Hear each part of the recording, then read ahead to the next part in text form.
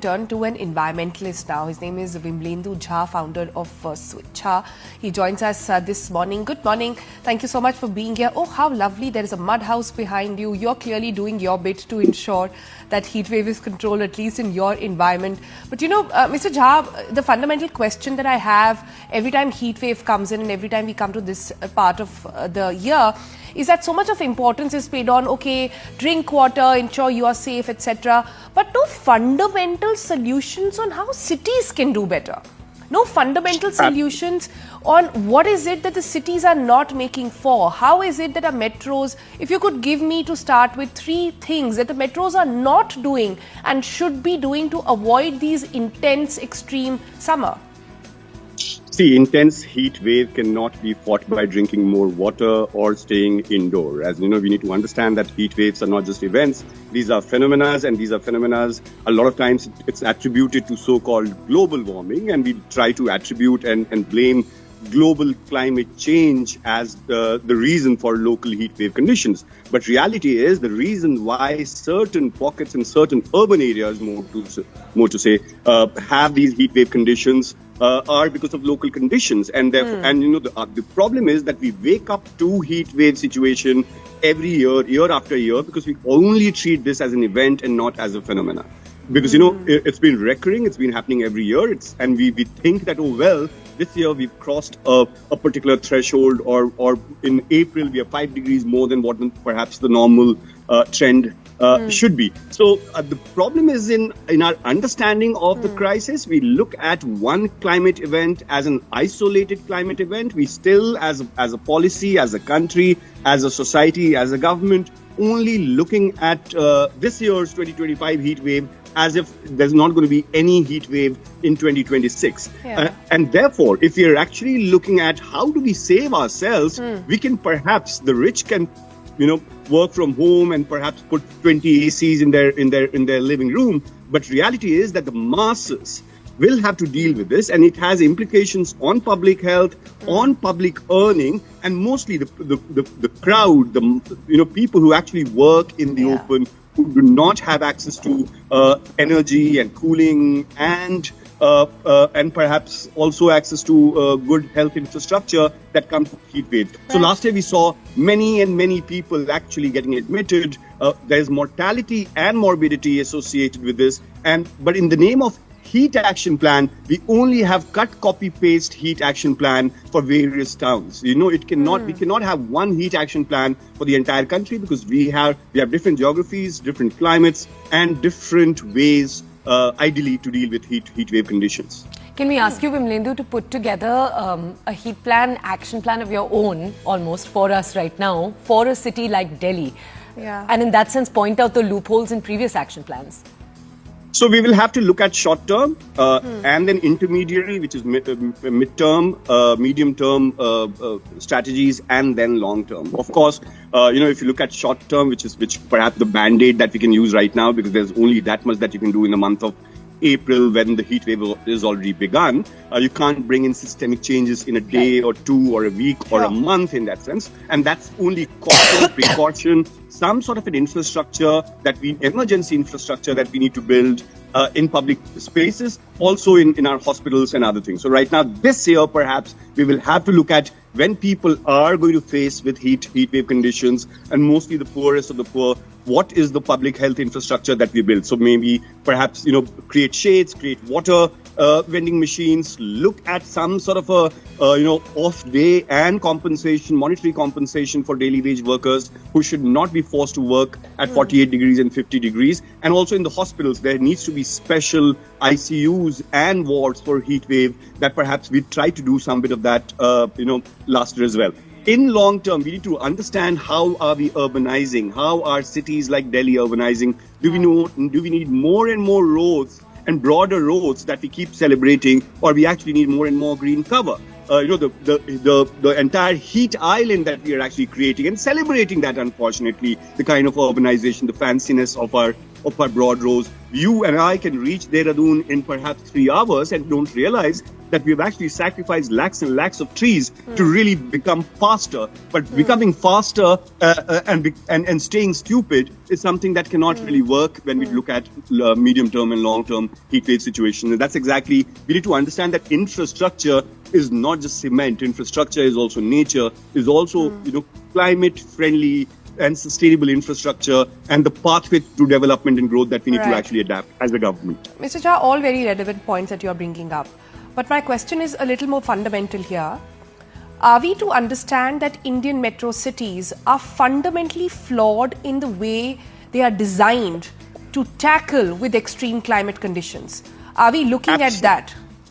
Absolutely, because when we look at climate conditions and we look at cities, then you have to look at, of course, land, is what we look at cities as. And land is something which is not the only thing. We will have to look at forestry. Look at old cities when they were designed 500 years ago, or perhaps a couple of, or 1,000 years ago, or for that matter, Indus Valley civilization. When we look at one of the best urbanization models that we actually have of city planning, that's where you look at your waterways, that's where you look at your wasteways, that's where you actually look at how your proximity and density of forest per capita in that sense. Right now, when we are looking at our planning, of course, we can't stop migration, we can't stop cities to grow, but how do you want them to grow is extremely important. If there is decrease in green cover in the heart of Delhi, there's been many documents that says that we do not need more offices and more parking lots and more malls. We have had enough. And I think Delhi needs to degrow, ungrow,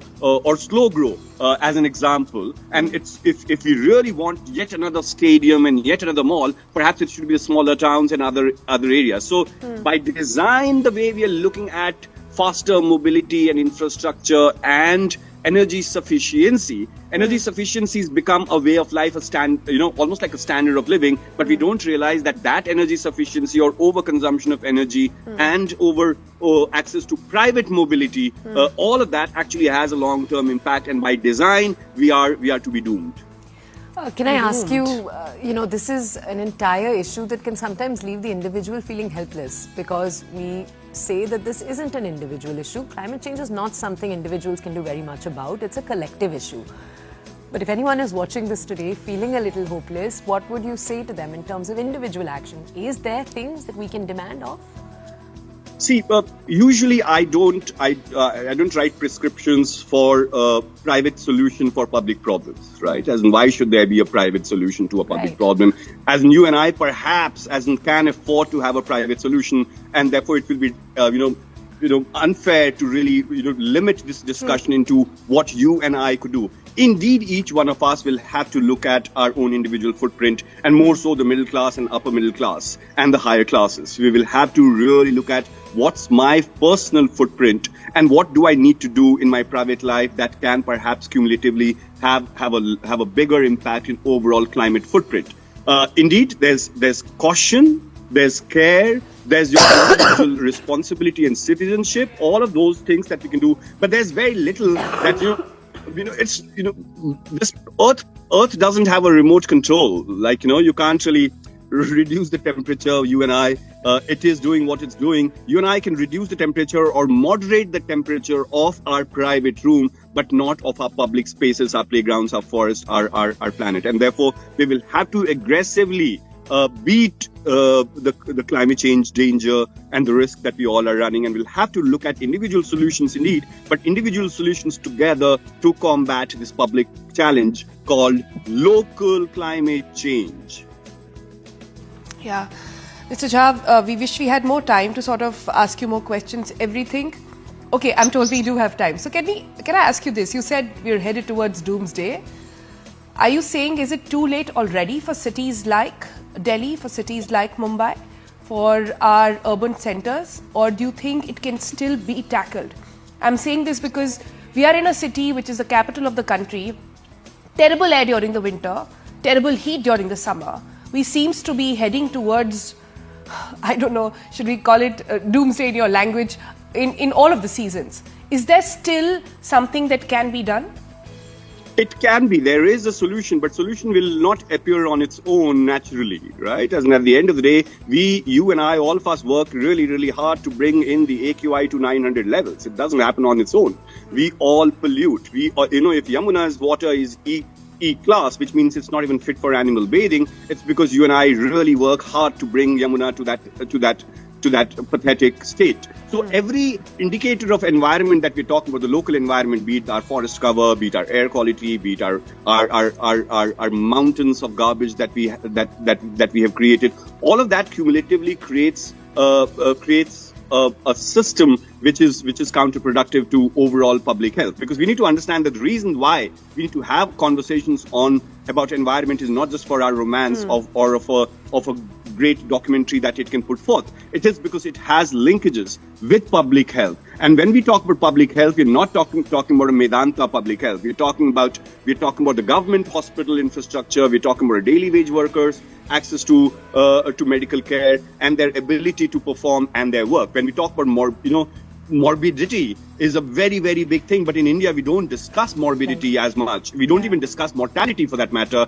Government, the Parliament of India didn't even accept that there are deaths because of pollution in that sense. Because, it clearly denies that people die because of air pollution, because the death certificate doesn't say that, died because of bad air in that sense. So we can reverse this in many, many ways if there is political will and political thinking that enough of our infrastructure development. When we look at infrastructure, we will have to look at our natural heritage, look at our floodplains, look at our water management. Imagine if groundwater has already run out, as per Niti Aayog's own admission, then why are we not doing anything about it? As in, I haven't seen a plan in the last 10 years, or for that matter, in the last 20 years, in looking at, if Delhi's air has become pathetic, or Delhi's water has actually disappeared or has become toxic. This is the roadmap for the next 5 years, for the next 7 years. Similarly, for the heat wave as well. We had the heat wave conditions last year and last year. We've had flood. By the way, right now, you and I are talking about heat wave for the month of April and May, and you and I will actually talk about extreme flooding, like what happened 2 years ago when the Supreme Court of our country was actually inundated by flood water. So we'll have to have a holistic plan rather than piecemeal plan to our climate and to our public environment. You're clearly saying this is a climate crisis. There is so much that you and I as individuals can do. Vimlendu can build a bud house. I can see if I can use more public transport and try out other things. But till the time there is a policy change on this, and one that is very stringent, we are headed into this year after year. We'd have to leave it there, Mr. Jha. Thank you so much for joining us.